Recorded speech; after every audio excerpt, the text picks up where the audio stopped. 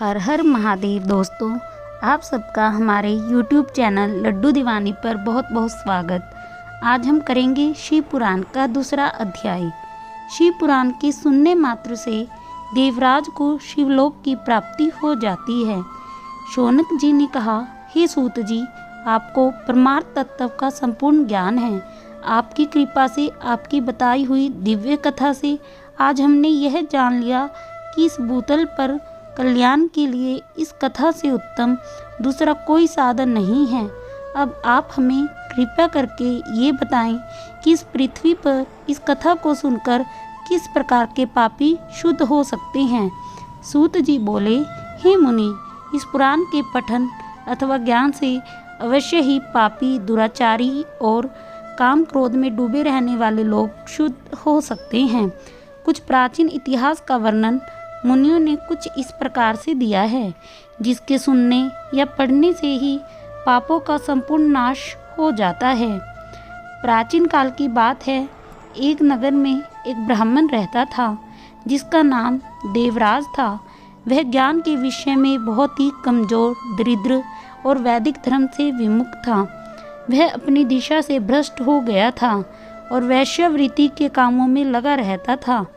उसे स्नान, संध्या आदि कामों का ज्ञान नहीं था। वो हमेशा उस पे भरोसा करने वाले लोगों को ठगता था। उसने सभी लोगों के धन को हड़प लिया और वह एक भी धन धर्म के काम में नहीं लगा पाया। एक समय पर वह घूमता हुआ प्रतिष्ठान पर पहुंच गया। वहां बहुत सारे साधु महात्मा इकट्ठे हुए थे। वहां पर एक शिवालय भी था। उसकी नज़र उस शिवालय पर पड़ी। उसको यह सब देखकर ज्वर आ गया, जिसे उसे पीड़ा होने लगी। इस शिवालय पर एक ब्राह्मण शिव पुराण कथा कह रहा था। तब वह ज्वर में पड़ा हुआ ब्राह्मण भी उसे निरंतर सुन रहा था। 1 महीने के बाद वह बुखार से अत्यंत पीड़ित होने लगा और फिर चल बसा। यमराज के दूत आकर उसे बलपूर्वक पाशों से बांधकर ले गए। तभी वहां पर भगवान शिव के पार्षदगण शिवलोक से आ पहुँचे। उनके स्वरूप का वर्णन इस प्रकार है। वह उज्जवल दिख रहे थे। उनके हाथों में त्रिशूल थे। उनके अंग भस्म से लथे हुए थे। उनके गले में रुद्राक्ष की मालाएं थी।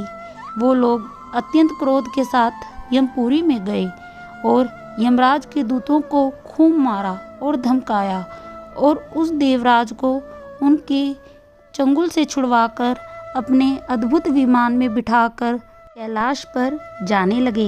यमपुरी में तब बहुत कोलाहल मच गया था, जिसे सुनकर धर्मराज अपने भवन से बाहर निकले।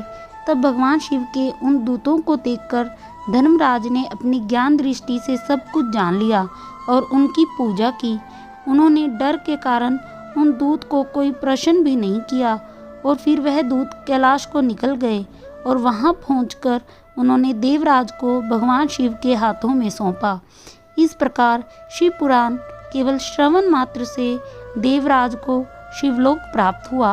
इस प्रकार शिव पुराण का दूसरा अध्याय समाप्त हुआ। अगर आपको हमारी वीडियो पसंद आती है और आप आगे भी सावन माह का शिव पुराण कथा सुनना चाहते हैं तो हमारे चैनल को लाइक, शेयर, सब्सक्राइब अवश्य कीजिएगा। Thank you for watching. Her her Mahadev.